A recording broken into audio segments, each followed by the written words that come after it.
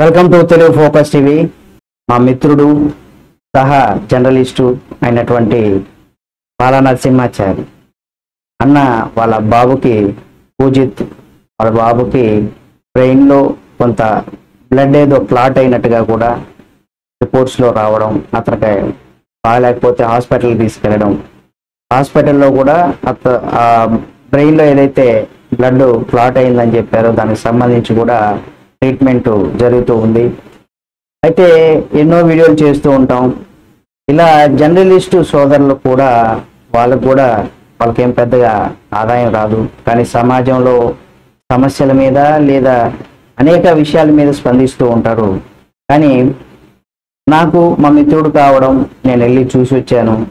అనారోగ్య సమస్యలతో ఉన్న వారికి కూడా మన వంతుగా మనం సహాయం చేయడం మంచిది అనిపించింది. అంటే ఎప్పుడు మేము అనేక పొలిటికల్ రకరకాల వీడియోలు చేస్తూ ఉంటాం, కానీ మొట్టమొదటిసారిగా అంటే ఇది సెకండ్ టైము. ఫస్ట్ టైము గతంలో కూడా మా చిన్న రిక్వెస్ట్ ఒక మెసేజ్ని చూసి కూడా ఇది చేశారు.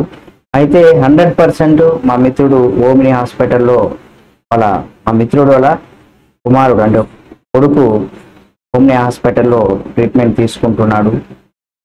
కొంతమందికి అనుమానం రావచ్చు, ఇదేదో కొత్త దందా మొదలు పెట్టారని. మీరు ఎంక్వైరీ చేసుకోవచ్చు. పూజిత్ అబ్బాయి పేరు. బ్రెయిన్లో చిన్న ఇష్యూ రావడంతో ఎంతో ఖర్చుతో కూడుకున్న పని మనకు తెలిసిందే.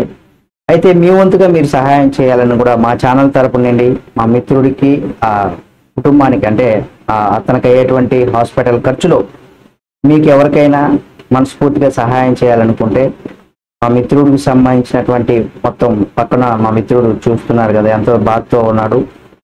అతనికి సంబంధించిన రిపోర్ట్స్, టాబ్లెట్స్ ఏవైతే ఉన్నాయో అవన్నీ కూడా స్కానింగ్ అవన్నీ కూడా మీకు పక్కన డిస్ప్లే అవుతున్నాయి కదా, మీరు చూడొచ్చు. పూర్తిగా ఆ వీడియో కూడా కంటిన్యూగా ఉంటుంది.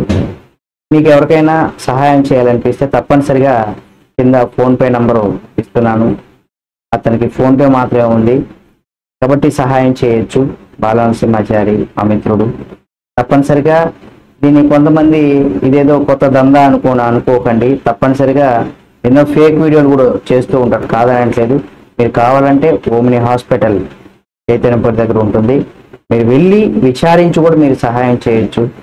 కొంత మీ వంతుగా మీరు సహాయం చేస్తే మనలాంటి ఎంతోమంది అంటే జర్నలిస్ట్ మిత్రులకే ఇటా జరిగింది కాబట్టి తప్పనిసరిగా మీ వంతుగా మీరు సహాయం చేస్తారని కూడా కోరుకుంటున్నాను. మీ వంతుగా మీరు సహాయం చేయండి. ఇది ఈ వీడియో చేయడానికి ప్రధాన కారణం. వీడియోతో కూడా వస్తాం. తప్పనిసరిగా ఈ వీడియోని ఎక్కువ మందికి షేర్ చేయండి. ఎందుకంటే ఎన్నో వీడియోలు షేర్ చేస్తుంటాం. ఇటువంటి వీడియోలతో ఒక మనిషి మళ్ళీ ఆరోగ్యంగా అంటే 100% నయం అవుతుంది అనేసి కూడా చెప్తున్నారు డాక్టర్లు. కాకపోతే ఖర్చుతో కూడుకున్నది కాబట్టి అటువంటి పరిస్థితి నేను కూడా ఆ ఖర్చును మన వంతుగా మనం సహాయం చేసి ఒక కుటుంబానికి మన వంతుగా మనం సహాయం చేసిన పుణ్యం మనకు ఉంటుందని కూడా ఆశిస్తున్నాను. కాబట్టి ఫ్రెండ్స్ తప్పనిసరిగా సహాయం అయితే చేయండి.